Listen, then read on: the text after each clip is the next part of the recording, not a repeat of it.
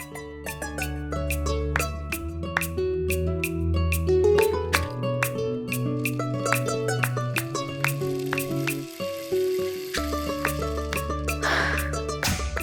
guys, how are you? It's been such a long time since I've made something for this channel. This is my human condition and I will always be coming back at some point to this channel.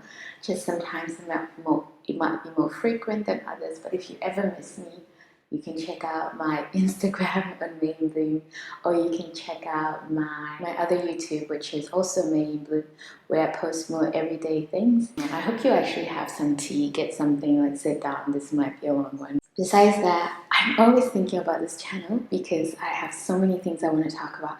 But because this is my channel where I talk about things I am processing or going through, I feel like sometimes I understand why I take breaks from it, because I also have to go through my own, not only accumulating of information, but getting used to the information I'm learning, applying the information I'm learning, and then before I feel like actually this stuff I want to share.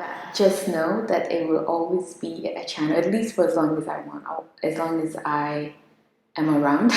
I want to come back here every now and then and share some things on what's going on with me thought-wise. And yeah, I hope you guys are, that's such a weird thing, I don't even want to say that because I feel like it's ignoring of the situation we're in. I hope you guys are well. I think the best I can say is I hope you're managing as best as you can, because this is wild. And the first video I wanted to make here that was really true to my soul, because I wasn't planning on filming and I've been postponing filming a video I really want to make for a long time. And I have all these ideas also written down. I woke up this morning and I just had this huge desire to make a video that was basically going to be, it's a bit more dark than what we're going to talk about today, but the construction work outside, like behind you, was so loud, it wasn't giving me a break, and I almost gave up. I'm like, maybe we should go for a walk and cool down, but now it's stopped, or it's not as loud. And even though there's echo, you're not also hearing death behind me and destruction. Anyway, oh, by the way, I locked my hair this pandemic. I was like, perfect time to lock the hair. We're going to be inside for a few weeks. I'm going to have time to take care of it and get used to it, maybe figure out a few styles. My hair is 10 months old. We're maybe approaching a year since this lockdown madness. And now I made this whole video for locking my hair in the first 6 months, and I wrote this whole letter, and I was in this big hope of transitioning towards this new being of grounding and so forth. I still feel that, but I was preparing for this life, you know, outside of the current situation we live in, that just seems to be a never-ending story, and I think this is the perfect time to come back here and collect some sensibilities for myself by sharing them with you guys. This video is titled "It's Not Us, It's Them," and I've been wanting to talk about this for a while. I spent my weekend watching documentaries, not the uplifting kinds, you know, people moving to the countryside and building their own homes and growing food and overcoming diseases. No, I spend my weekend watching documentaries of a women asylum in Pakistan, I think, trafficking. I watched a lot of trafficking. Child molesters in Nepal under the guise of NGOs. What else did I watch? You know, like just, you know, the light stuff. And it goes without saying, I'm not in the most peace, love, and harmony vibes that I could possibly be in. Now, even though I talk a lot of stuff on this channel, used to, it's always never my intention to just give you stuff that will make you feel disencouraged and sad and not like being here so much. Like I feel when I watch all that stuff. But I wanted to come here today and talk to you as just a human to human and compare the situations that we are all facing throughout the world and seeing the similarities in so many ways. And I feel like the culprit is screaming at our faces. But we've been so confused, and it's not actually even our faults in some way, because from the time we are small, we are engineered to be believers in the system. You're not brought up. If by any chance you're skeptical of the status quo, if you're by any chance have escaped the status quo by any means or necessary, most of you have done so because of your own research, because of your own rebellion, because of your own need for something that actually made more sense. And a lot of people that escape these ways of thinking, whether it's just the conventional way of thinking, whether it is traditions, whether it's cultural norms, whether it is religious ideas, ideologies, a lot of people that do this do it in the efforts of trying to make sense of what they've been taught. At least for me, like even my journey towards leaving religion was based on the fact that I was never interested in leaving my religion. In fact, I I couldn't even imagine a life without being religious. My leaving of my religion came about because I wanted it to make more sense. And the more I tried to have it make sense, the more I realized it didn't make sense to me. And this was so devastating, but it was a big catalyst, okay. On this channel, I speak English as perfectly as I can, but I don't. If I say anything you don't understand properly, because some people hear like robots, they need you to accurately. See, that's another one. Say a word, I also don't get it. But I'm hoping there's also people who are bilingual, trilingual, who understand that we can't. There's some of us that struggle with some stuff, and you add a list on that, and it's so just make an effort to understand me where I'm not speaking or pronouncing the words accurately, and I'll do my best to try and pronounce them accurately. I don't know if that's accurate, but we tried. I just feel that the way the world is going and the things that are happening on this planet, like they all come back to something similar. I was talking about my experience with religion and the fact that by questioning something and realizing, wow, that's not exactly as I thought it to be. If you're religious and that still makes sense to you, go for it. I'm not also into religion. I'm very much for live and let live. Like that's my biggest motto. I'm very whatever gives people the power over their lives, that's what I'm voting for. That's why it's so hard for me to vote, even because most politics or most parties are about why you should put us in charge over your life. And very few of them are saying how we want to make sure you have more power over your life. And when we get in charge, we want to make sure that we are just administrators of the country, but you guys are in charge of it. And and I feel like even us, you know how you can internalize racism or you can internalize sexism, so that even you as somebody being oppressed by a certain structure in society might internalize to the degree that you're perpetuating it not only over to yourself but on other people who are part of the same group that is suffering. I feel in a way we have internalized disempowerment and believing that we are incapable of ruling over our lives and believing that we are incapable of living in harmony with ourselves and each other and believing that we are incapable of getting along, that we are incapable of getting things done without being overseen, without governments, without these structures of people at the top telling us what to do. But I feel like we've never been taught any other way of thinking, so that makes sense. You don't go to school and people are like, yeah, we need governments, but maybe there's a possibility that one day we might outgrow them. And people might be able, because we can outgrow so many things, we outgrow so many ways of doing things. We advance in so many technologies and so many ways of being efficient, especially when it's about money. People are always interested in making it better and more efficient. But somehow we haven't outgrown ways of ruling, and we think there is only one way to rule. Going back to the whole thing that it's not us, it's them.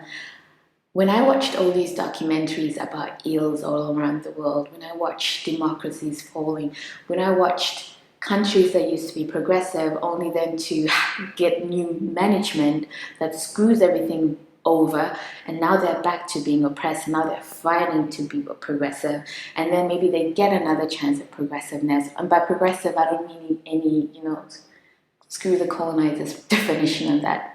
Progressive can look like anything that makes sense to the people who have it. I don't think it has to look anyways. I think sometimes we judge it by the idea that how westernized is this country, how westernized are these structures, and that shows the internalized colonial mentality.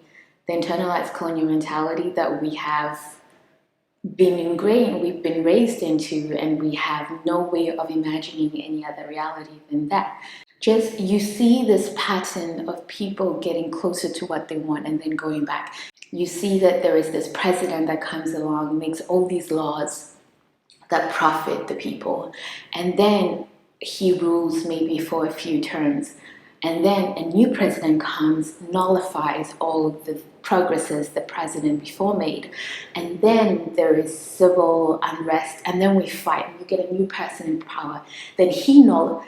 Do you see the cycle? Like, the problem is that we keep outsourcing the power that each individual should be learning to have over their own life. We should be learning from a young age, have responsibility over your life, where you in your community can create a way of existence that is beneficial to the people that live there. How do we best help people to become self-sufficient, to become more powerful as a group?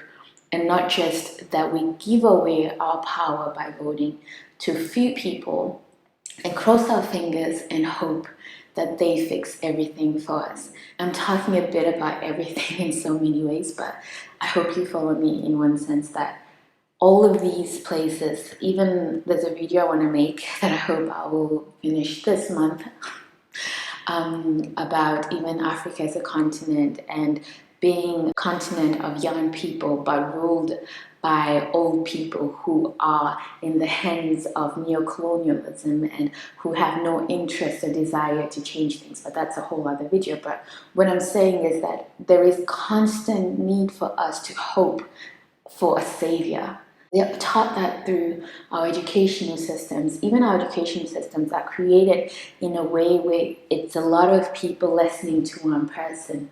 When you go to work, you'll have one boss and you'll have a lot of people. You might have managers, but that thing is multiplied on all levels. Even at church, one person in front or whatever, and a lot of people sitting and listening. Government, you have one person at the top and a lot of people obeying and doing as they do. But none of those structures actually put us in a circle of power, put us in a circle of care of one another and accountability and responsibility. There are all ways for us to voluntarily give up our power, and even in belief we don't have that power, that the best we can do with our power is elect someone to rule over us. But then you also have to question, like, these people we put in charge, they're just you and me. They're you and me, right? They're not more moral, more wiser, more capable. A lot of them are very much detached from the everyday experiences of most people. A lot of them come from wealthy families. A lot of them come from backgrounds and schools that the majority of people will never have the possibility of attending. And then we have this idea that because they come from better families, because they conform to conventional ideas of what a high status person is supposed to look like, because they've gone to all these fancy schools, that they are a bit more equipped at ruling over us.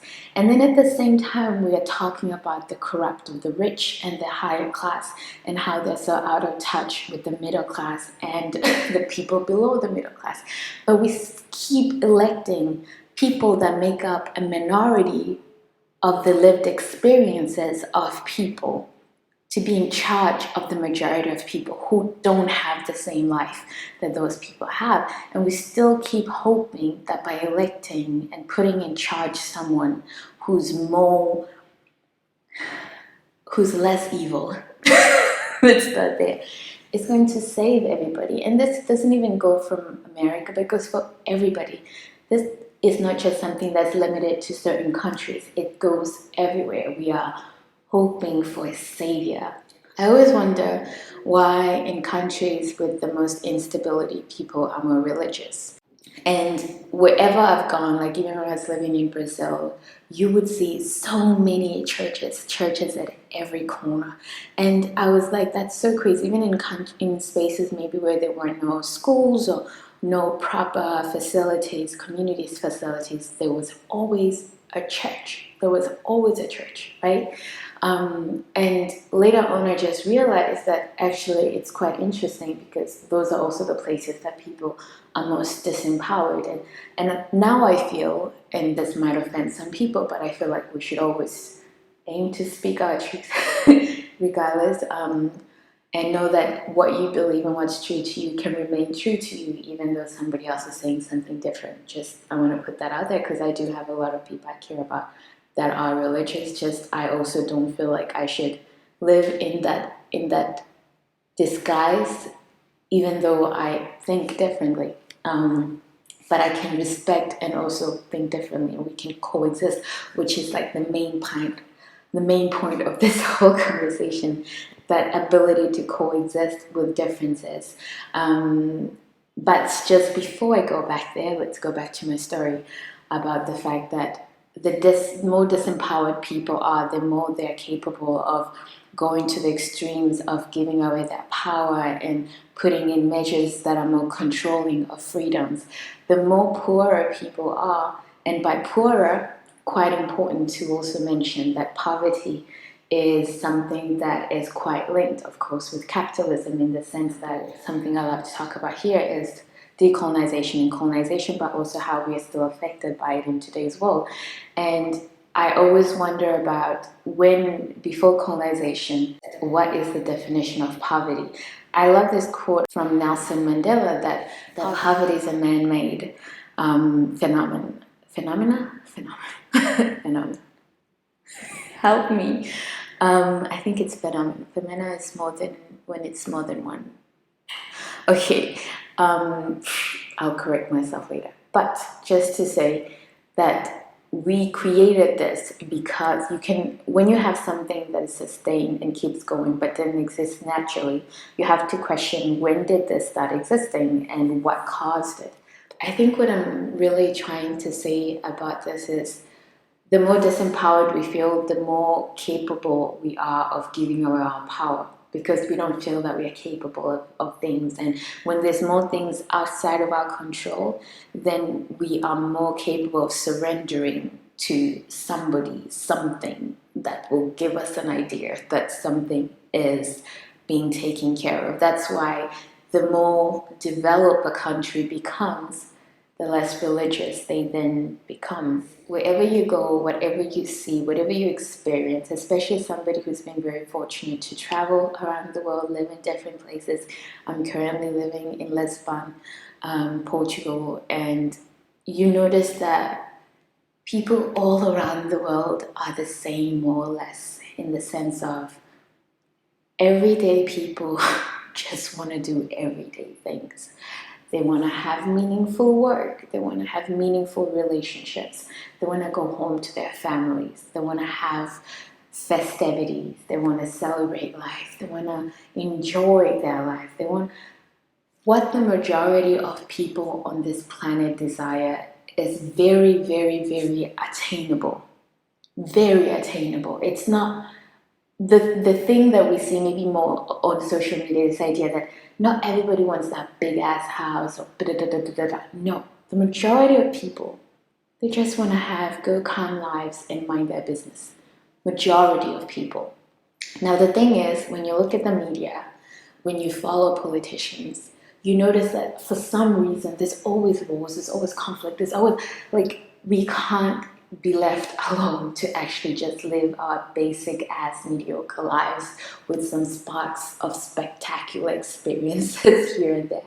It's like there is this intent of disrupting the everyday life, the very basic existence of just having a life with Of course, even a life like that, you'd have issues, you'd have experiences, hardship, challenges, what have you. But the idea that this never ending thriller, drama is incapable of ever ceasing, it just continues. Like there's a new season every freaking month. It's so exhausting, and it just makes you wonder, what is the culprit of this? Because me and my friends, and I bet you and your friends, wherever you are watching this from, you don't wake up and you're like, you know what we should do? Start a war. You know what we should do? Poison the water. You know what we should do? Steal a bunch of money. And the majority of people are not interested in that. The majority of, and this goes back to even the idea of what is the basic human. Are humans good or bad? I would say that humans are mostly neutral, but they have the ability to become one or the other. But they're not born bad. Both government and the status quo of ruling over people, including religious forces, want you to believe that humans are born evil. And the remedy is either, if you believe in a secular way, is to regulate them, control them, and manage their freedoms. And if you're religious, it's also to regulate them, give them laws, and manage what they can and cannot do, and make sure there is punishment if they don't follow, whether it's heaven or hell, for being a good citizen or a good human, right? But what is the humanistic perspective without those two? What is the natural? And the thing is, that's really hard to figure out, because everything is tilted through that. In a secular country, in a secular environment, our school and education is geared towards the other understanding, that there is no order without rules, without limitation, without somebody freaking being in charge. And outside of that, you only have the other option, where either it's religious or there is anarchy, in the sense of like anarchy is also present. I remember learning about anarchy in school, and it was always presented as total chaos, that without these rules, without whether it's religious or secular ruling, humans are incapable of managing their lives, and they go in utter madness, and they're going to be killing each other. And the only thing holding civilization together is the limitation of human freedom. Now, what is never talked about is, what about if we just from the beginning focus on making sure that each human being has a decent life? And you're like, but how are we going to do that? Well, by telling everybody that it's in the best interest of everybody for people to have a decent life. Whether you are against immigrations, you would be interested in, for example, a lot of people are against immigrations and people coming to their countries, but they seldom question foreign policies or care about where the majority of their money comes from. That is oftentimes dirty money that their governments get or steal under the guise of spreading democracy, under the guise of keeping an eye on this country that is incapable of managing its really rich resources. There's a lot of people that are against one part of the consequence of interfering and forbidding and keeping people incapable of making a living, incapable of having a safe existence in their home countries. I'm an immigrant. I've grown up with fellow immigrants and fellow refugees. There are very few people who just hate their home. A lot of people who leave their home do so for hope of a better life, for hope of a safer life. Like, for example, when a lot of Western people travel, they travel for leisure. Yet some people become expats and they live in a different country. For example, I left Denmark and now I live in Portugal. And there's a lot of people like me who live other places and live in other places. Yeah. And that's interesting, the difference between expat and immigrant. An expat moves by choice. An immigrant often moves because of worse situations that they've experienced where they come from. But they are both immigrants in a way because they've immigrated. But just when we think about those two, this is, you want expats. You don't want immigrants, because these people come from desperate means. These people come more from choice. I like the weather here. This is one reason why I moved to Portugal. I'm like, I want warmer climate. I feel happy in a warmer climate, and I want to continue learning Portuguese. This is a great place for me to do it without being too far from home. And all kinds of reasons. But I've also been an immigrant, somebody who has moved because of situations from where they came from, of danger and needing a different way of existence to have peace of mind and have a fair life. So just going back to what I'm saying is that the majority of people, if they had a place that was safe, if they had a place that was with harmony, most of us could maybe experience being experts and living in different countries, but we wouldn't necessarily be fleeing our countries, right? And when we go back to all of those things, you might be against immigrants, but you are so pro destabilizing countries, and you're so pro being ignorant on how your country benefits on the destabilization of other nations and other people.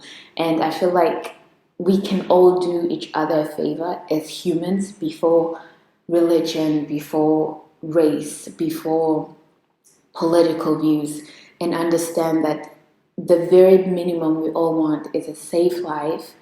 We want the ability to grow up in places where we have access to education or knowledge, because also screw the conventional colonial idea of educating people, but like to free accumulation of knowledge to live lives of dignity and fairness. It hurts my heart to see so many people coming from beautiful countries, rich countries, just wonderful spaces that could make you forget everything about an idea of heaven.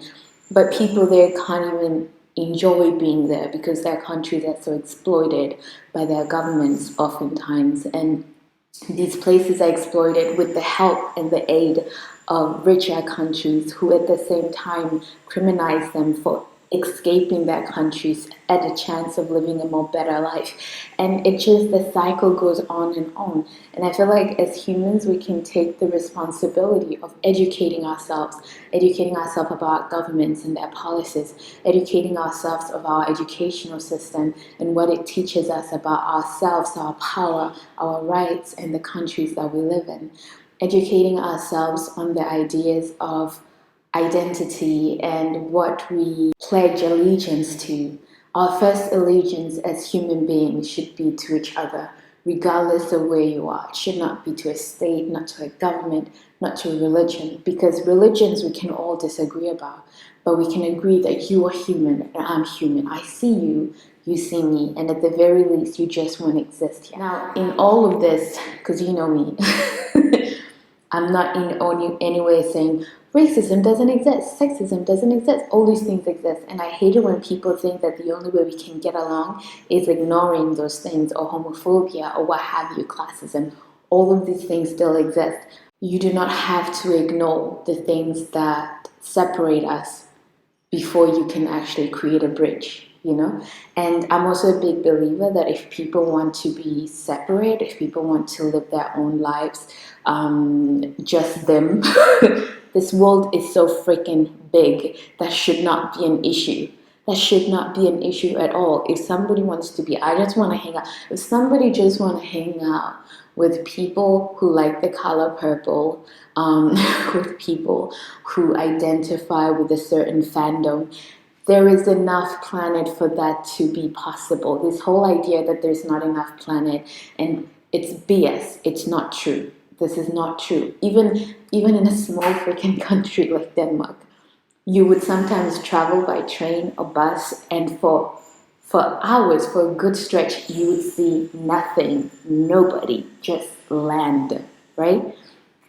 And what I'm trying to say with all of that is there is enough space and enough life for us all to exist in our truth, in our differences. But if we could create a basic minimum that is just human to human, that believes that I'm going to put my humanness and my obligation and allegiance to my humankind before I put it to this religion or this state, da da da. And what does that mean? That basically means that I'm not interested in the name of my country, in the name of my religion or my beliefs, in the name of, with my tax money, going off to destabilize another country, going off to steal from another country, going off to benefit from the ills of the other country, or even in my own country. I'm not willing to have my allegiance to a certain political party be more important than the freedoms of other people. Like, I can disagree maybe with the ideas of, say, another party and the way they do things, but I'll never be for limiting their freedom of speech and freedom of expression, because that's not really the issue. The issue comes from, why do they think like that? And a lot of times when people have those extreme thoughts, a lot of times these people are rallied up by a few people who can benefit and have those ideas, those destructive antisocial ideas, but they are safe because they also have the economical status to protect themselves from the consequences of believing such things. But they rally up other people who are disempowered, other people who are suffering, and they say, these are the people that you should blame for your suffering. These are the people you need to fight. These are the people stealing your access to a better life. Whereas those people are being told the same things about you guys, and then there we are just fighting each other. Now, it doesn't mean, like I say, that these things that are often pointed out are not true. That's why I hate when people say they're trying to divide us, they're trying to create race wars, or they're trying to create wars against the genders, because it's also naive to think that these things do not exist, because they do. Sexism is real, homophobia is real, racism is real, and classism is real. But to then go out and imagine that those things cannot also be weaponized to create division, whereas we can have a better chance at speaking with each other and saying, I want to live my life in peace, I want to live my life in harmony, and I want to live my life the way I want to live, and I want you to have the right too. And the only rule we should have between us is that your freedom or your rights do not interfere with my freedom and my rights. That's it. That you have no right over imposing anything on another human being, and I have no right of imposing any right on another human being that is not harming anyone else. Do you understand? That's where it gets fishy, because harm is really being stretched now. You can harm somebody's feelings, and that's a whole other video. But just, I think maybe I've babbled a lot, but I realize that the problem isn't you and I, it's not us, the way we think, what we believe in, what we worship. The problem is how these differences are weaponized to pit us against each other and to ignore the problems we can actually fix, so that we can exist in harmony with each other. Not saying we have to think alike or do the things the same way, but I can afford you the freedom to exist the way you want to exist, dignified, and I can also deserve that right as another fellow human. Does that make sense? Does all that make sense? I feel like that's what I have in my heart that I need to say first before I make any other videos, just to say that. Anyway, that's all I wanted to share with you guys, and I hope you're well. I hope you're not getting too discouraged about the human experience right now, but you find the links and the bridges that carry hope. Because we are not each other's enemies. We have to focus on the people that are benefiting from us thinking we are, and the people that are benefiting on us thinking we are incapable of ruling over our lives, while at the same time they you know, whenever you ask people if they would trust other people with freedom, they always say that it's not that I don't want to have freedom and rule over myself. Whenever you talk about anything close to anarchy, which I think for some reason I feel like that was the most honest thing, but I feel like I'm changing a bit my position on that because there's other ways of managing. Like, for example, direct democracy versus representative democracies, because there are different countries that practice direct democracy, which means we get to vote on everything. But yeah, like I was saying, that a lot of people feel like I don't fear freedom for myself, I fear it for my neighbor, which is so interesting because you might fear what your neighbor will do with freedom, but then you're perfectly fine with giving power to a stranger you've never met. You have more faith in a stranger who lives such a faraway life from you than you do in your own neighbor. And you would rather outsource that power over your life and the decisions you make in it to somebody so detached from your reality. And I just feel like we can all benefit from questioning that. Why do we feel like that? Why do we have more faith in people so removed from our experiences than our own people? You know? That doesn't really make sense. You wouldn't put your neighbor in charge, but you're gonna put a stranger in charge. I don't know. Anyway, that's what I wanted to share, and I don't know why my voice is shaking. I haven't done these in a long time. I can feel my heart is beating fast. Which is funny because it's just me in a room and a camera. Or is it? Am I being held? Right, so can you imagine? Anyway, I hope this video has been of benefit. I hope you guys are well, and I hope this is the beginning of a few more videos. I'll never post here weekly. I think that's a big stretch, but I'm aiming for at least one proper video a month to start with. But hopefully around 2, I think that would be nice.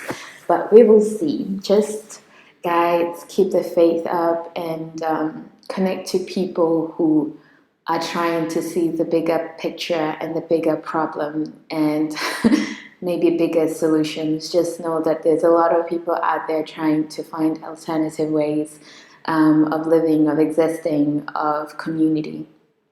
And we are not alone in those efforts or in our ideas or in our wishes for coexisting and having dignified, sovereign lives that are based on mutual respect.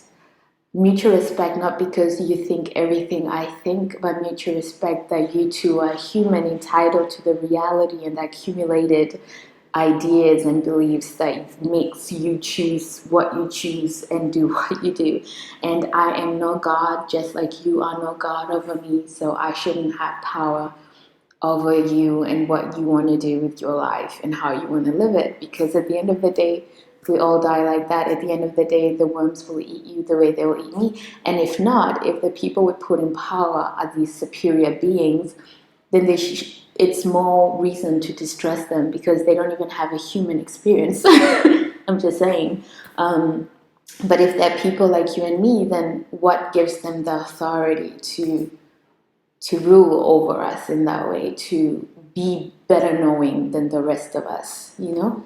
I feel like it's a fair thing to question, and I feel it's a fair thing to be skeptical of, and it's a fair thing to seek something that is more sustainable. And for me, something sustainable is not something that's going to be derailed every few years because a new manager is in the building and they're gonna say, well, that was the old party, now let's do my way things. And then we are all just being, you know, living in other people's madness, right?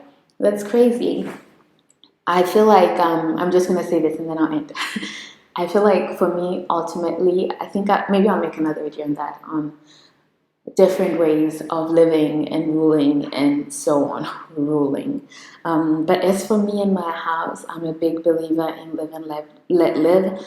I'm a big believer in that you have the freedom and the right to exist as you want to exist, as long as you do not interfere and limit other people's freedom to exist as they want to exist. That's for me. And I know it's not a perfect way of saying it. I know people are trained to find holes in that, like, but what if, but what if? But they're not trained to question the system we have now. And I think it makes sense because you would rather have the evil you know than the idea of something unknown. It makes sense. Or even trying to imagine something else. But let's be brave enough and try to imagine something else. And it can start with allegiance for each other as human beings. When I saw all those documentaries about people around the world, I was aching for those people under those rules, under those experiences.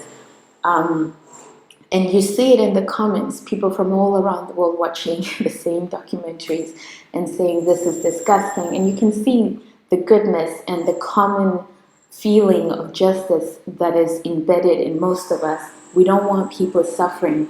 We don't want people hurting, even if they don't look like us. I just miraculously still believe in the better good of the human race, and that we can face our problems in a different, more solidarity way. And with that said, I'll see you in my next video. Please stay kind, stay strong, stay resistant, question everything, and also try your best not to take any shit. Bye guys. That looks just forever. I love it.